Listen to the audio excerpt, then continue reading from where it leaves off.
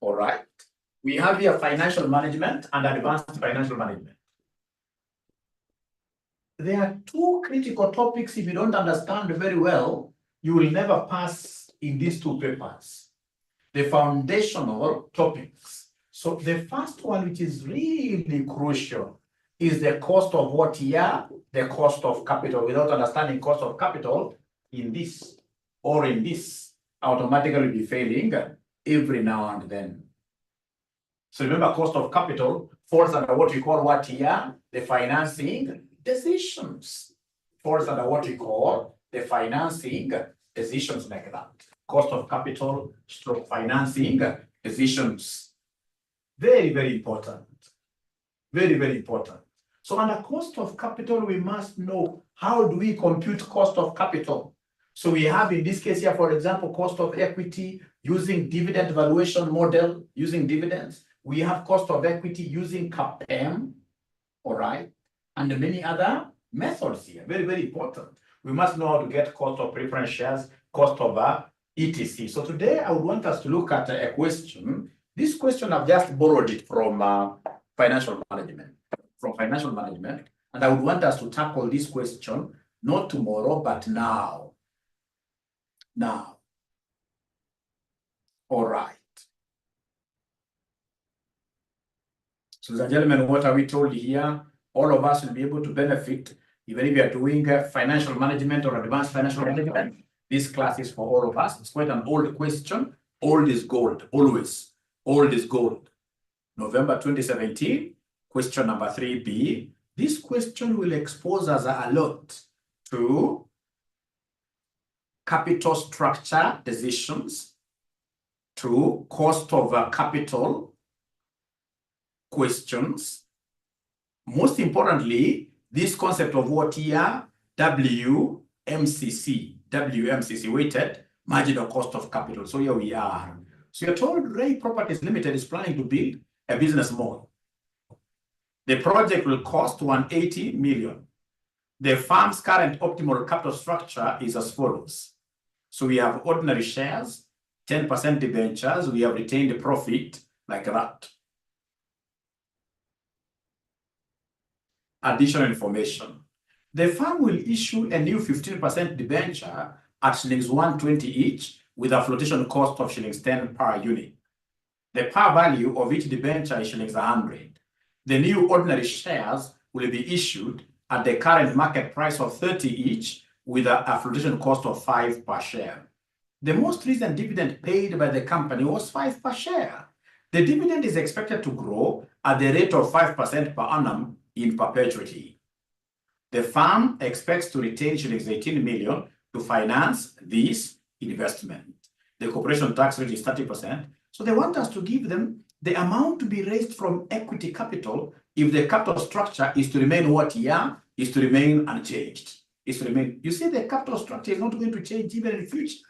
So when it comes to borrowing this 180 million, when it comes to them borrowing this 180 million, they're going to use their capital structure the way it is. All right. So this is the firm's current optimal capital structure, and it's not going to change. So then the first thing that a good student should be able to do is to give us the optimal capital structure weights. Give us the optimal capital structure weights. Give us the optimal capital structure weights.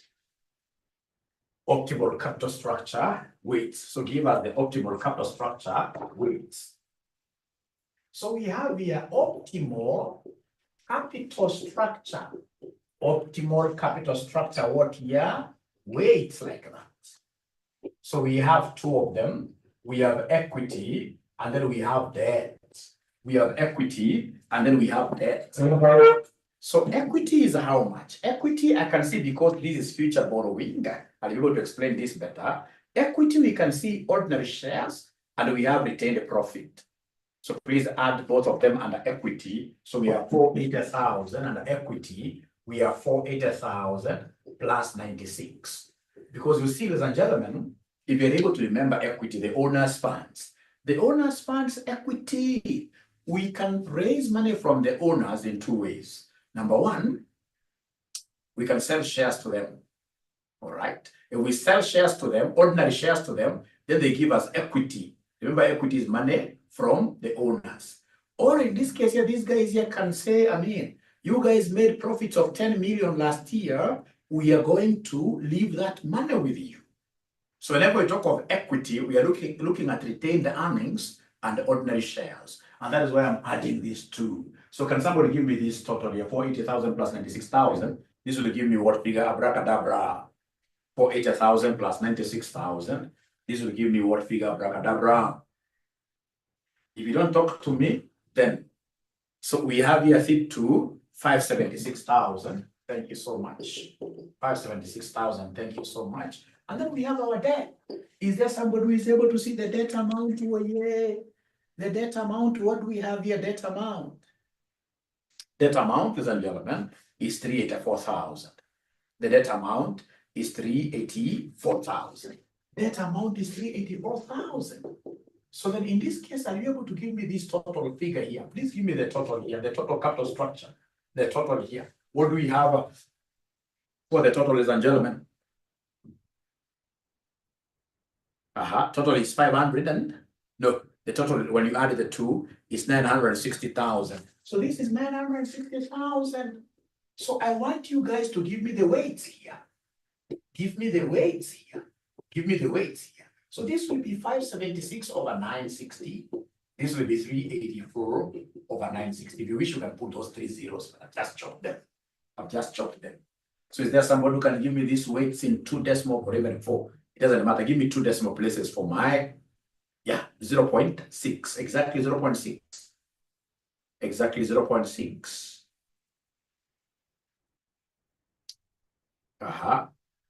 So most of them are saying, Mwalimu, this should be 0.6 exactly. Thank you very much. So this is 0.6. Then therefore, this will be 0.4. 0.6. So what does this mean? It means that in future, even in future borrowings, 60% will be equity, 60% will be equity, and the 40% will be debt. Sijui kama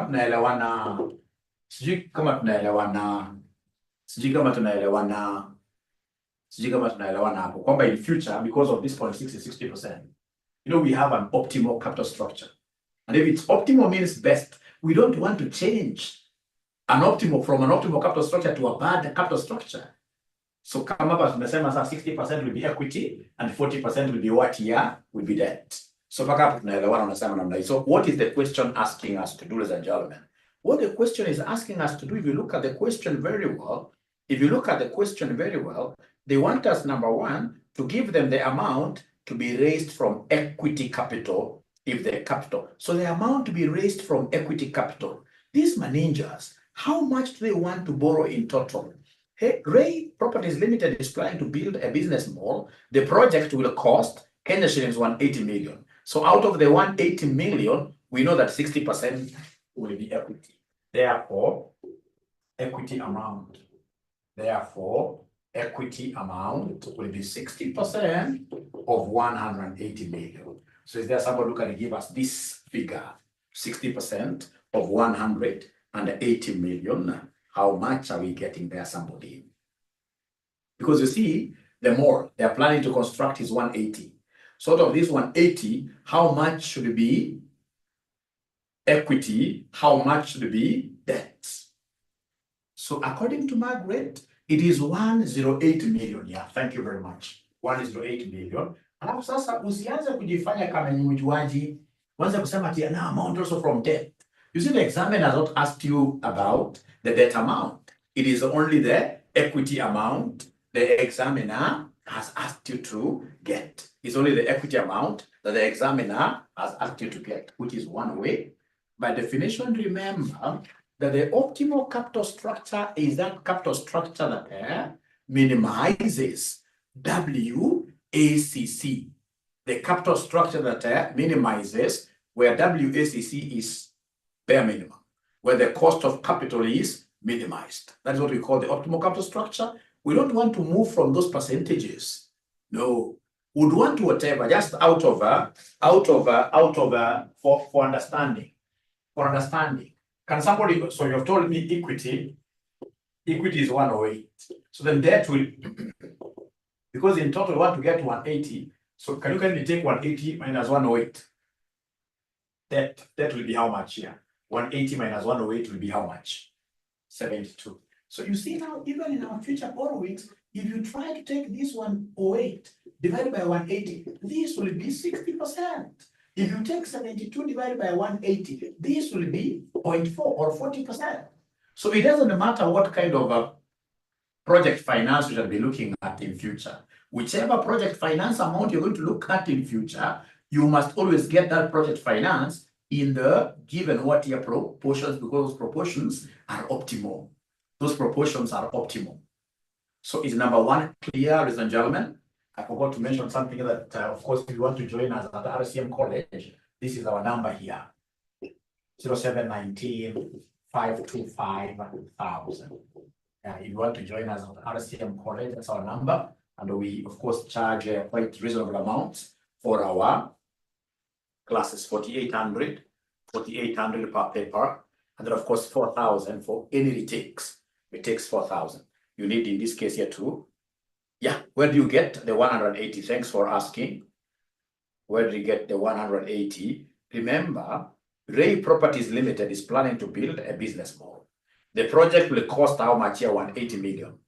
So this is the amount you are looking for. You as the finance manager, you've been told, want to do a project, want to do a mall, and the project cost is 180,000, 180 million, so they tell you get outside there and look for that 180. And then, of course, you're going to issue shares of 180, and then, of course, debt of 72. How fast us up to there? We are together. How fast us up to there? We are together. All right, and I'm so happy because I can see we are 61. I'm so sure there must be ninjas here who have called their friends, which is really good, Then from there, we go to question number what here 2.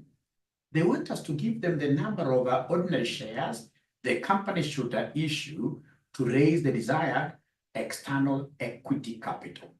Number of shares. So how do we get this number of shares? How do we get this number of shares now here? How do we get the number of shares here in the gentlemen pretty fast? So to get number of shares to be issued, this is how we shall get number of shares to be issued.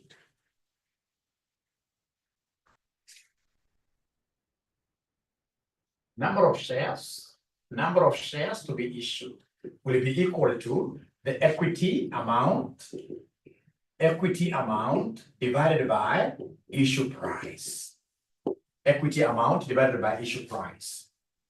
But again, remember, this is really a very, very good examiner, because he is telling you that out of this equity amount, by the way, you gave me an equity amount of how much here?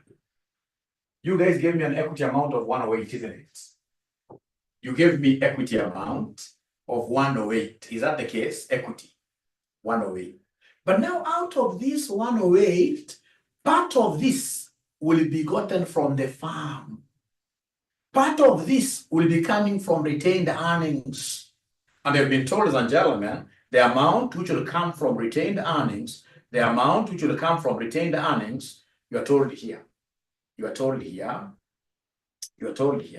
The firm expects to retain 18 million to finance this investment. To finance this investment, we shall retain ourselves from our profits, 18. So meaning that externally, how much are we going to get from external sources?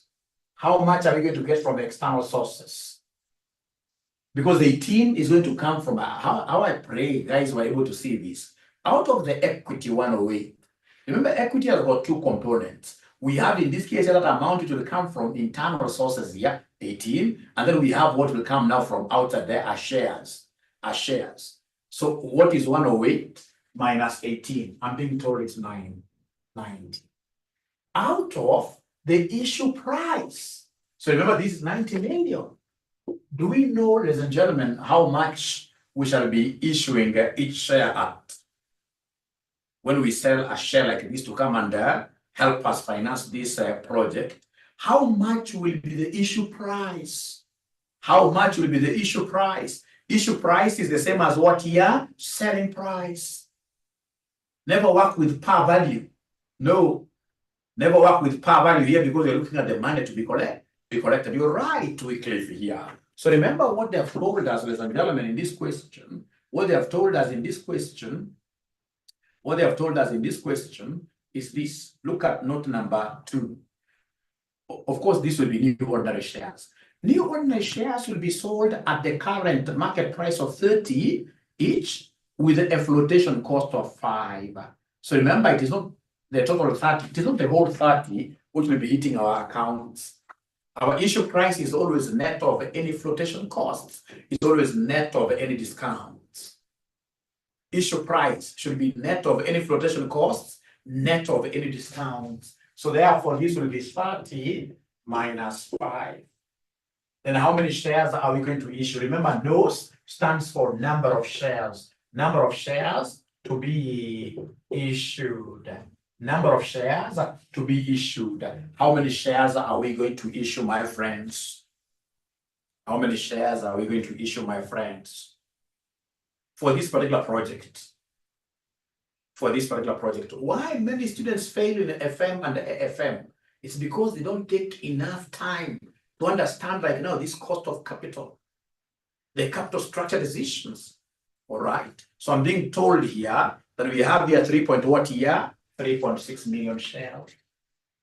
So the moment you issue these 3.6 million shares plus the 18, which is retained earnings, then we'll be able to finance your equity amount very, very effectively. Very effectively. Is there anybody who has a question there for this ninja regarding what we are doing? Anybody who has a question there for this ninja regarding what we are doing this evening? We are doing a very, very important subject. Very important subject, and I'm so sure you guys will come, in this case here, thanking me. You will come thanking me. You will come thanking me.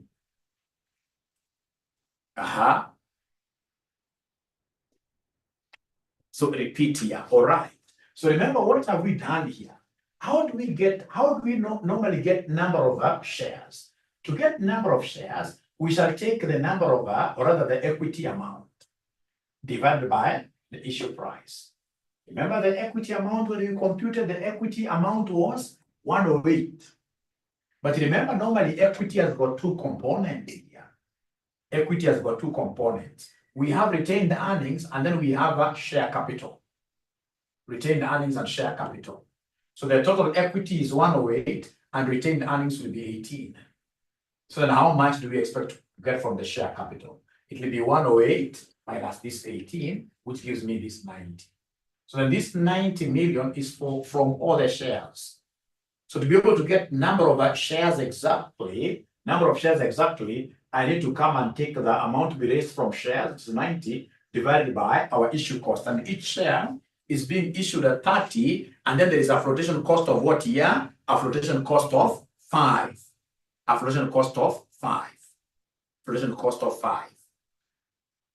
So 30 minus 5, that gives me what here? 25. So then long run, once I'm able to do something on the optimal weights, but I'll be able to get back to there in the next 2 minutes, if you don't mind. I'll be able to get back to that in the next 2 minutes. Otherwise, allow me to finish this before I allow you, those who have understood, to run away.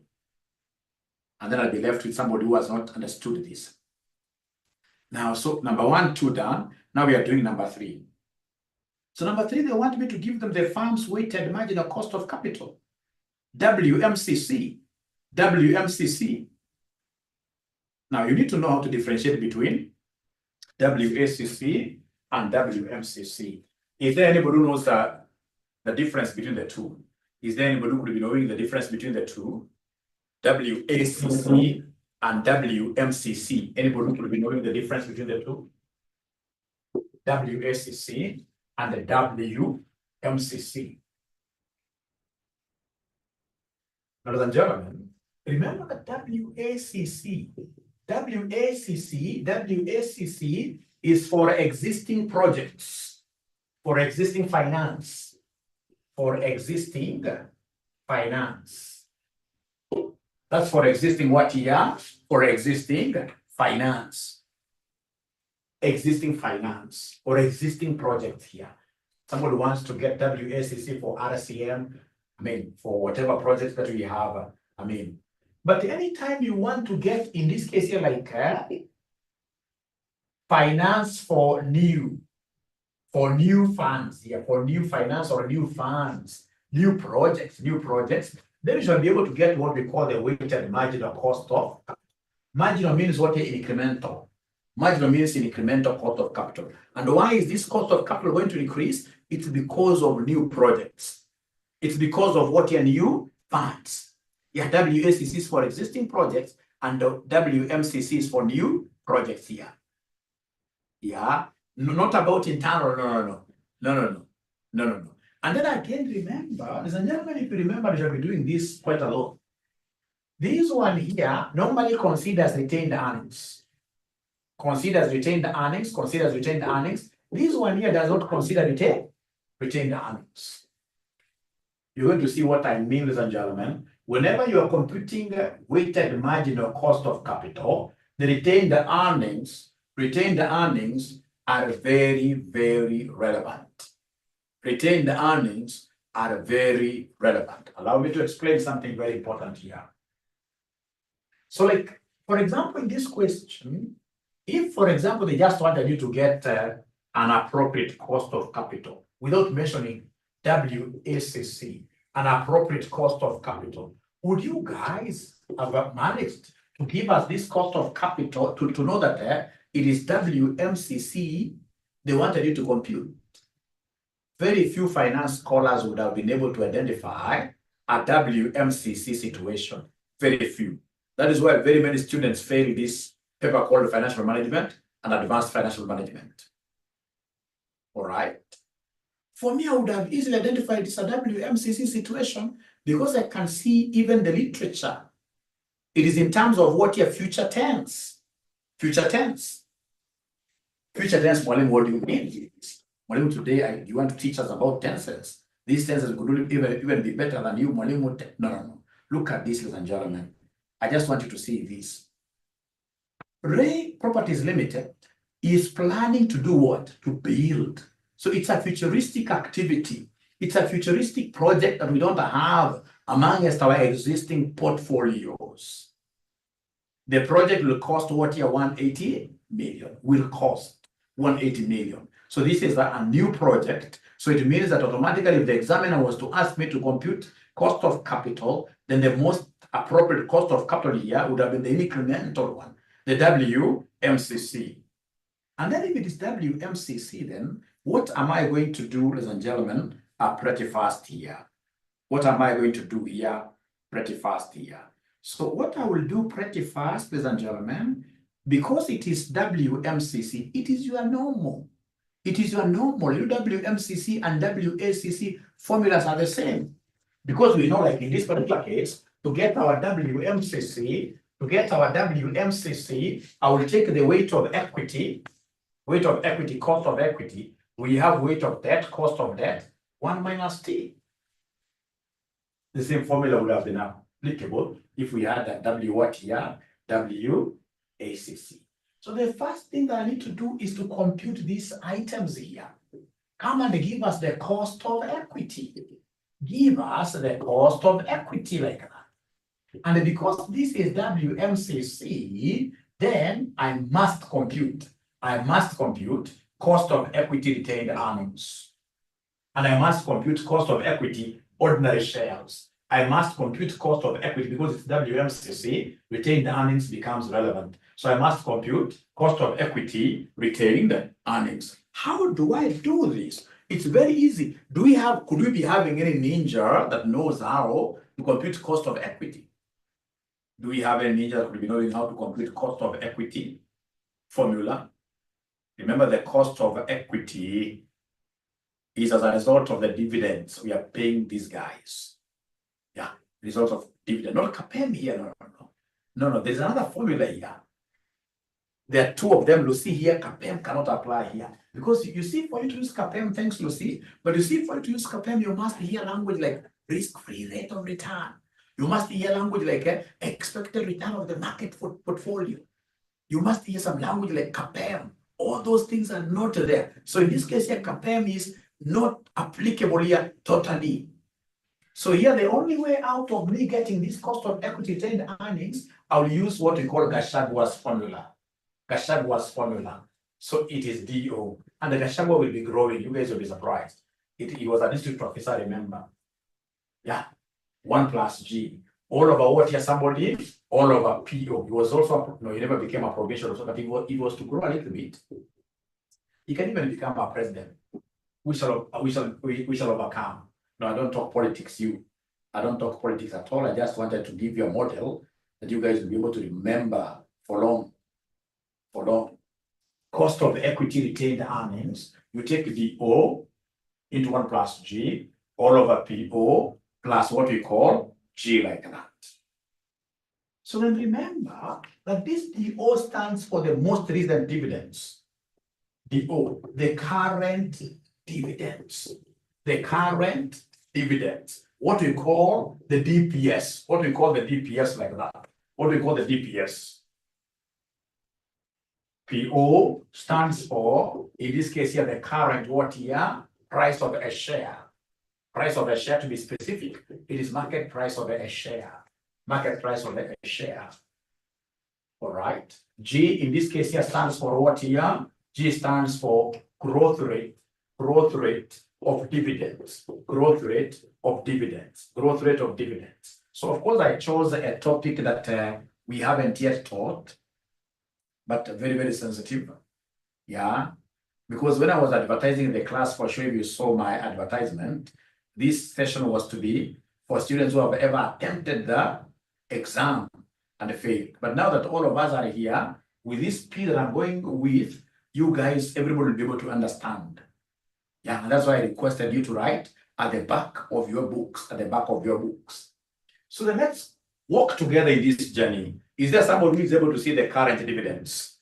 Anybody who is able to see the current dividends, ladies and gentlemen?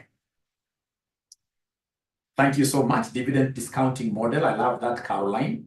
That's very good. That's very good. That's very good. So, ladies and gentlemen, what do we have here? We are told here in note number 2, the new ordinary shares will be issued at the current market price of 30. So that 30 stands for what? Is it DO or PO?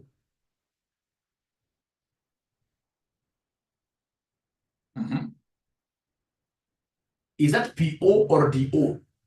It's a market price. So that is PO. That is 30 PO. And then you can see here, the most recent dividend paid by, most recent means today, most recent means now, O. The most recent dividend, which is our DO, will be 5. And this dividend will be growing at 5%. At 5%. So now I have everything really to ensure that I get what here? I get cost of equity, retained earnings. So you guys have just told me that DO. You guys have just told me that DO is 5. Into 1 plus G, G is 0.05. G is 0.05, isn't it? Growth rate is 0. You see 5% is the same as 0.05. All right. Divided by PO. Could you kindly remind me what PO is? I may have forgotten. What is our PO? What is our PO? What is our PO? 30. Plus again, growth rate of 0.0. I would want, ladies and gentlemen, to make it very, very clear for everybody. I would want to make this very, very clear for everybody. Whenever it comes to retained earnings, what is retained in the organization, we don't subtract flotation cost. Because I'm so sure somebody may come and say, well, subtract flotation cost. No. Retained earnings is already money in our bank accounts. We are only going to get this money from our bank accounts, 18 million. We invest in our new project. We shall not be sweating to raise money out of our retained earnings. We only incur flotation cost when we want to sell our company's shares. Selling company shares is never an easy thing. You must advertise a lot. You must have an underwriter. But whenever you're getting money from retained earnings, flotation cost is always what here? 0. If I were you, I would have said that flotation cost flotation cost, flotation like this, flotation cost, and retained earnings. Flotation cost and retained earnings equals who? Equals 0. Flotation cost and retained earnings equals 0. Flotation cost and retained earnings equals 0. So let us get all of us our calculators. Let's get all of us our calculators. So if we get our calculators, we are saying 5 times into brackets 1 plus 0.05 close, you say divided by 30 equals first. Whatever I get, I add this independent G plus 0.05. So then this one here, if I say SD, I'm getting 0.025. 0.025, sorry, 0.025. So this is 0.025, 0.022. No, 0.225, which is the same as 22.5 what here percent, which is the same as 22.5%. So, and the cost of equity, I will have to get cost of equity retained earnings, very, very important. And then I must get cost of equity, ordinary shares.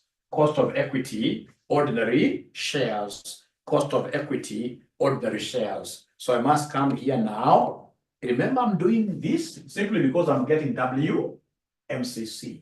Otherwise, if it was WACC, I would not have computed cost of equity retained earnings. I would have straight away gotten cost of equity, ordinary what here? Ordinary shares only. But because it is weighted average, or rather weighted marginal cost, the two of them are relevant. So then go ahead and give me the second tick there, and the cost of equity, give me the cost of equity, give me the cost of equity shares, ordinary shares, give me the cost of equity, give me the cost of equity, ordinary shares. Every other thing will remain the same. Every other thing will remain the same, except for the fact that, ladies and gentlemen, to sell shares outside is never easy. You really have to struggle a lot for your shares to be accepted outside here, like Safaricom did during the initial public offering. You must produce a prospectus, you must advertise on the daily newspapers, you must go to Kameme, you must go to all over. People are advertised. It will be very costly.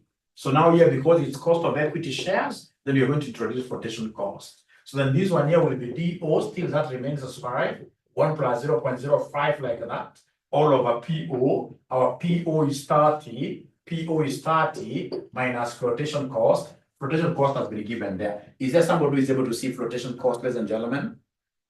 Anybody who is able to see our flotation cost in this question? Anybody who is 5? Thank you so much. 5. And then the growth rate still remains at 0.05. The growth rate remains at 0.05. So then you come and take, in this case here, your calculator, you say 5 times 1.05 divided by 25. You say equals, and then you say plus 0.05 equals SD. I'm getting 26%. I'm getting 26%, 0.26, which is the same as what here? 0.26, which is the same as 26%, like 26%. So is this clear, ladies and gentlemen? Because for me to be able to get this WMCC, I must get cost of equity. I must get cost of what here? Debt. So up to here, is it clear? Is it clear up to here? Very clear. Thank you very much. Now that opens a door for me to go and now discuss what we call cost of debt. Cost of debt. So cost of debt, we have got 2 types of debt instruments. Do you know them? We have got 2 types of debt instruments. Do you know them? 2 types of debt instruments. Do you know them? 2 types of debt instruments. Do you know them? Do you know them? The debt instruments. We have what we call irredeemable debt. And then we have redeemable debt. Irredeemable and redeemable. Redeemable. Those are those debt instruments with a maturity period. We are told that this debt will be reimbursed after, say, 10 years. And then redeemable, these are the normal bank loans, which of course you and I will always know how to roll over. We keep on rolling them over like that. I mean, kakiisha hivi, unaenda unakopa kingine kwa bank. Ako ni redeemable. Kakiisha, unakimbia unakopa kingine kwa bank. Ako ni redeemable. Now, what kind of debt do we have here? The firm will issue a new 15% debenture at 120 each, with a flotation cost of shillings 10 per unit. The par value of each debenture is shillings what here? Is shillings 100. Is shillings 100. So what type of a debt is this? Is it redeemable? This debt. Is it redeemable, my good students? This debt. Is it redeemable, my good students? If it was a redemption debt, then I would have seen the period of redemption. I would have seen like this thing should be redeemed after say 10 years. So this is irredeemable. And if it is irredeemable, then this is an examiner who is wishing you success. Because if it is irredeemable, what I will do, I will simply come and get my KD. So this is irredeemable. And if it is irredeemable, then my KD is very easy. I will take the interest, divide this by what your market value of bond, minus any flotation cost if there is. And this interest must be after what year? After tax. After tax. The interest there must be after tax. Then the next thing that I will do, I will come here and compute the interest amount. This is very important, it confuses students. So interest amount, I've seen the rate of interest is 15%. So 15% of the par value. 15% of the par value. 15% of the par value. Remember, interest amount, you take the coupon rate times the par value. You take the coupon rate times the par value. So do we have the par value in this question? Do we have the par value in this question? Do we have the par value in this question? So the par value, ladies and gentlemen, you are told that the firm will issue a new 15% debenture at shillings 120. You can see they're issuing new at shillings 1. That must be the value of the bond. The current market value of the bond is 120, with a flotation cost of 10 per unit, and the par value is 100. So it should be 15% of 100. 15% of 100. So this shall be 15% of 100. So 15% of 100. So 15% of 100. This gives me 15 bob. So it should be 15%, not of the market value, but of the par value. Then my KD, my good students here, will be the interest is 15 shillings into 0.7 all over 120. I'm so sure most of them have not yet seen where I've gotten 0.7 from. Why not 10%? Why not 10%? I like your questions. Why not 10%? Maybe I've just not read. Why not?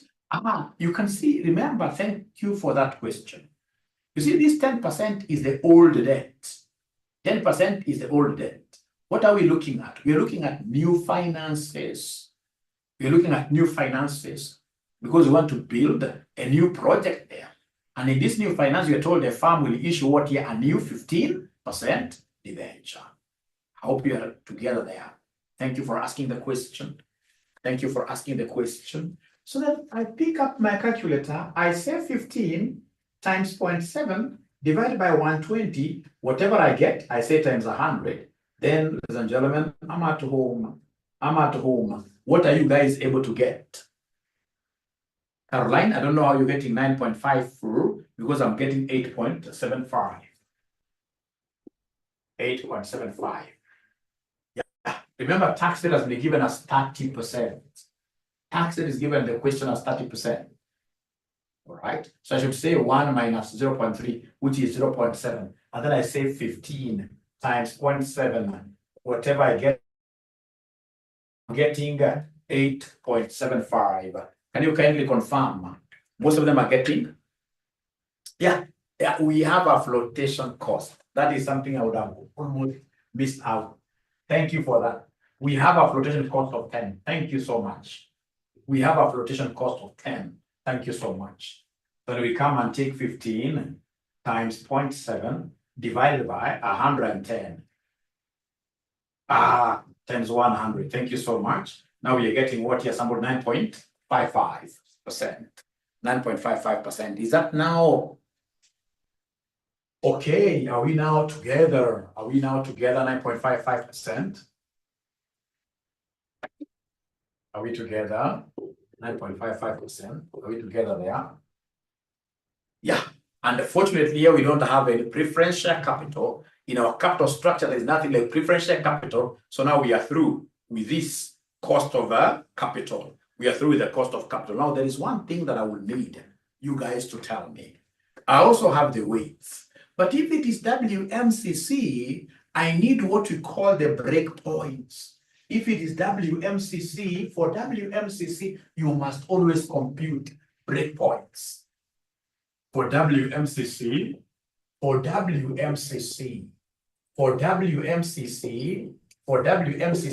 must compute breakpoints. You must compute breakpoints.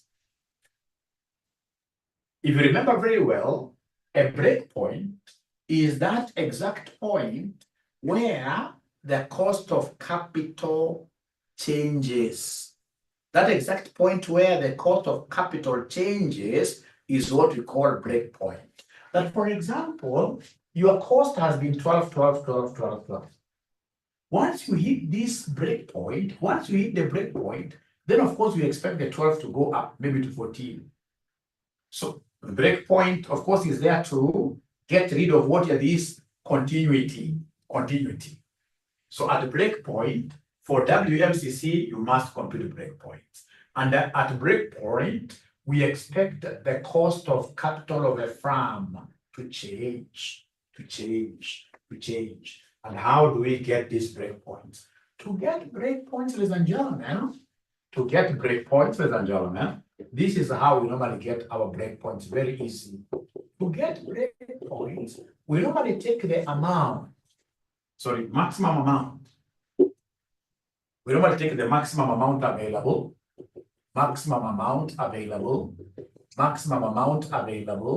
over the weight in the capital structure.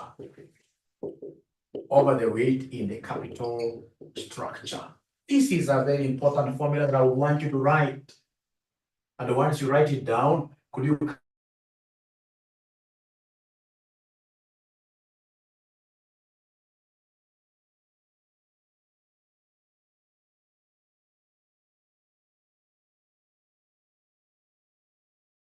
maximum amount available divided by weight in the capital structure. And we shall get the breakpoint for equity and for debt. So remember, equity, you've got two things. You have retained earnings and you have ordinary shares. So equity, you must give us breakpoint for retained earnings first, cheaper. And then breakpoint for the ordinary shares. So come here and give me BP1, retained earnings. Let me ask you guys a question. Has this examiner given me the maximum retained earnings? For this particular project, have they given me the maximum retained earnings? Do I know how much can I withdraw maximally from the retained earnings account for this project, for this new project? They have told me they're going to give me how much maximum? They're going to give me 18 million. 18 million. All of it, if it is, I would have actually written like this. So this breakpoint, it will be maximum amount available, divide this by weight of equity. Because you see, retained earnings is an equity component. And you're saying that for retained earnings, we have 18 million. So this 18 million, we divide this by the weight of equity in the capital structure. Is there somebody who can remind us what the weight of equity in the capital structure, the optimal capital structure, the weight was it 0.4 or 0.6? Can somebody remind me this? And this is going to be very clear, by the way. Can somebody remind me this? So the optimal weight was 0. What here? The optimal weight was 0.6. The optimal weight was 0.6. So can you kindly go ahead and divide this for me? 18 million divided by 0.6 will end up giving me what breakpoint?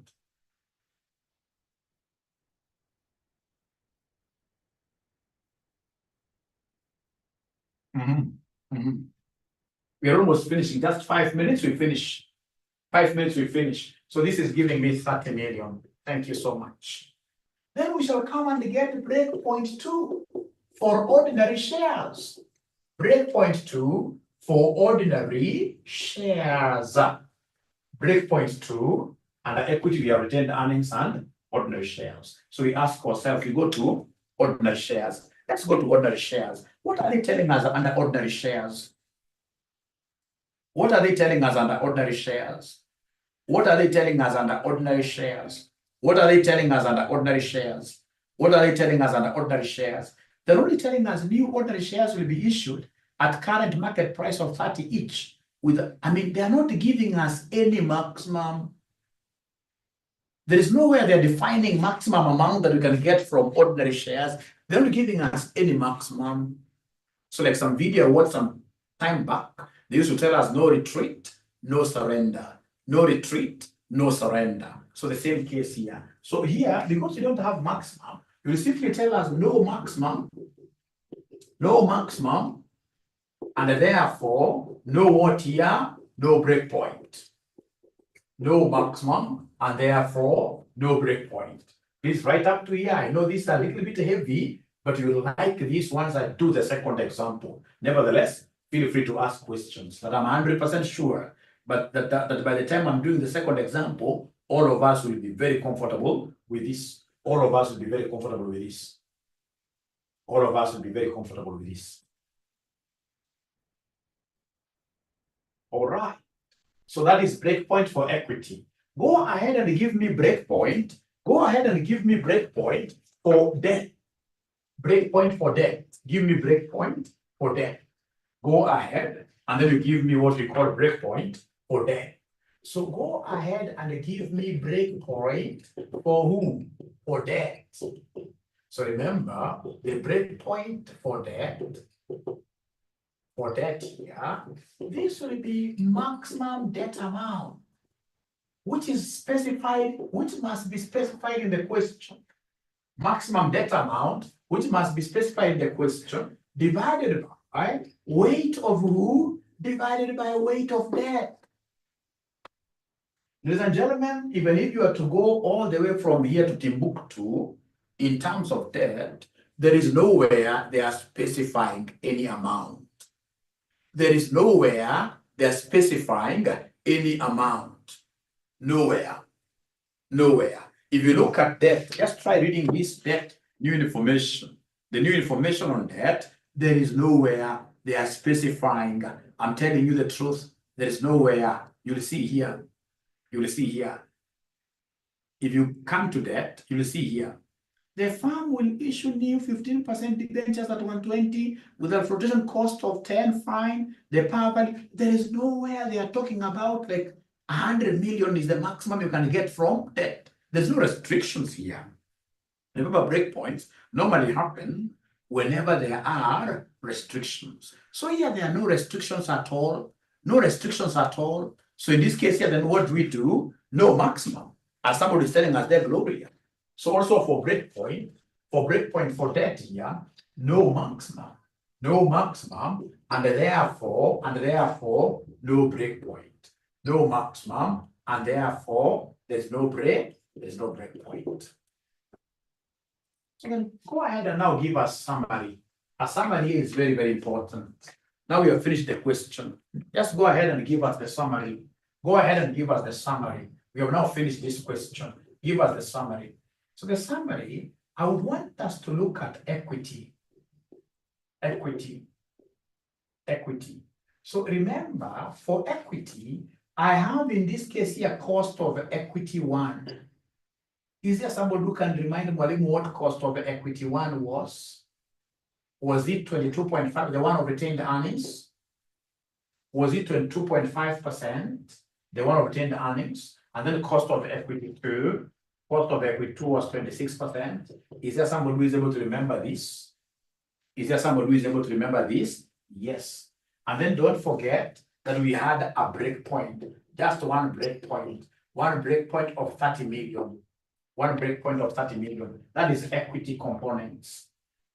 That is equity components. Very, very important. I have the two costs of equity, and then I have one break point like that. Very important. This is very important to me. This summary is very important to me. Ladies and gentlemen, I would want you to right away go ahead and give us the summary of that.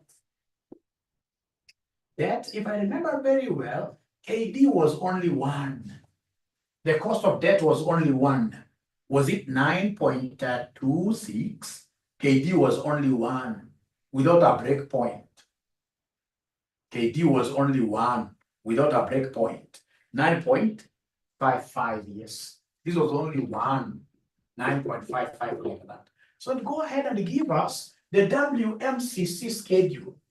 Go ahead and give us the WMCC schedule. WMCC schedule. I'm so sure when I teach this for the very first time, there are ninjas who will just feel like energy has ran away out of their bodies. Even their breath has ran away out of their lives. But trust you me, once I repeat this or I do a different question, now ninjas will come back to life. So just hold on to your breath. So weighted marginal cost of capital schedule. So you shall give us breakpoints in ascending order.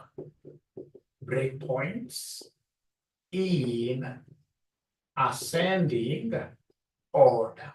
Fortunately, we only have one, which is 30 million. Only one, 30 million. We only have one, which is 30 million.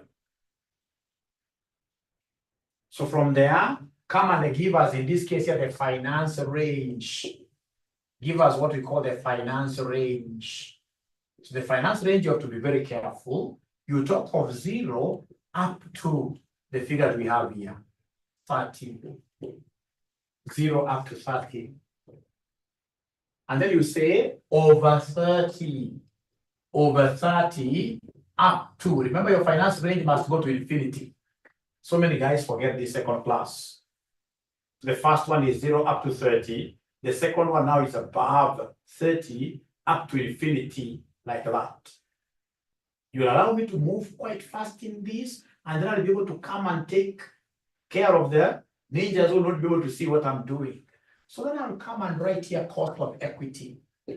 I post cost of equity. I want to post cost of equity here. Remember, the first cost of equity, which is 22.5%, runs up to the first breakpoint. This 22.5 will be applicable up to 30 million. So it means up to 30 million, it will be 22.5. Beyond that, we take a new cost of equity. And the new cost of equity will be what here? 26. Above this 30, we take 26 like that percent. I know that's Greek, but I'm not afraid because I know everybody will understand. How about KD? KD ni telezi. KD haina break. KD does not have any break point. KD is 9.55. 9.55%. KD does not have any break like that. So is there somebody who is able to remember what the weight of equity was? It was 0.6. And the weight of debt in this case here was 0.4. So now you can comfortably give me the WMCC. You can comfortably give me the WMCC for each financing range. WMCC for each financing range. So this one here, ladies and gentlemen, we know the formula of WMCC. Yeah, I'll be able to address those questions if you don't mind. So our WMCC, ladies and gentlemen, will be weight of equity, cost of equity, plus weight of debt, cost of debt. Of course, we have already adjusted this for tax. So abracadabra kama ya kwanza woye, unachukua weight which is 0.6 times 22.5% plus 0.4 times, in this case here, 9.55%. Already remember this figure is tax adjusted. That KD is already tax adjusted. So can somebody give me that answer before I start repeating? Can somebody give me this answer before I start repeating? How do you get the 9.55? I'll come back to that. So before I start repeating, can somebody give me this answer here? Somebody give me this answer here before I start repeating here. So this gives me 17.32%, 17.32%. And then we have the last one here. This will be, it's this 26 times 0.6. So 0.6 times 26%. Plus, in this case here, 0.4 times 9.55%. Is there somebody who is able to give me this figure? 0.6 times 26% plus 0.4 times 9.55%. So this one is going to give us the final figure there. Somebody should be able to give us an answer. The final figure there will give us 19.42%. So this gives us 19.42%. And now that marks the end of that question. So this question has got various concepts of cost of capital, which really are very important. So tomorrow, I'll be able to do the same question, a similar question, all right, just one. And then in that topic, we'll never ever now touch that topic again. So there are various questions that have been asked there, which I would prefer, if I can give you this video, I'll be able to attach this video on my YouTube channel. On my YouTube channel, because it's a marketing video, and by the way, I would want to welcome all of you to 𝐿CM College. Come and study with us. This is our number here, 0719 525,000. And right now we have partnered with the HELB for our students to get the HELB loans. Like the ones who applied, at first we were not believing with we were not believing that information. So we just took some, about 20 students through, they were able to apply. They got allocations. Some of them were getting allocations of up to 60,000 at 𝐿CM. And this is 60,000 at 𝐿CM, given that we charge 4,800, all right? That will give you money for how many semesters? 4 semesters. And the other good thing with the HELB, ladies and gentlemen, is the fact that that loan, you'll only start repaying that loan after 3 years. After 3 years. And it is at 6%. Who will ever give you a loan at 6%? 6%. All right. So if you want, in this case, to get information about the HELB, and whatever, this is the person, the manager in charge of HELB at 𝐿CM. They'll be able to take you through the process of applications, which is very important. And remember, when you are doing CPA at the moment, you can apply. If you have a brother at home, a sister at home, who has a interest in accountancy, and maybe you've been lacking funds, this is the opportunity, because �CNEB pays for them even registration fees. �CNEB now has really styled up. It's �CNEB and HELB. So in this case, you are paid for. And remember now, this loan is not like the university loan, which has got a lot of this one does not have competition. Actually, this is the first time people are getting these monies. All right. So it doesn't have no much competition. Whatever you apply for, maybe it'll come up 5,000. You apply for 6, it'll pay 50, 55 like that. Ukipata hiyo, ukimaliza hiyo semester ama mwaka ikisha, you apply more like that. All right. So then that was just by the way, the most important thing. We are ready to teach you finance, and we are welcome to join us at 𝐿CM. Otherwise, for now, please work with the video that I shall be able to upload on my YouTube channel, which is Joshua Aura. This video, very important, and be able to know how to call it. So Joshua Aura, and once you go to Joshua Aura, ensure that you are subscribing. Ensure that you are subscribing. Are you able to tag me? Are you able to tag me, Purity? Are you able to tag me on the group there? Nowadays, you have young men who are able to really give students access to LMS very fast. Very fast. Otherwise, thank you so much. Be blessed. Enjoy your evening. Immediately, Gloria, after this, yes. After this, I'm taking it up now. Give me maximum 20 minutes. Thank you. Bye. And let's make 𝐿CM a household name on matters of what year? On matters of accountancy in this industry. Thank you. Bye.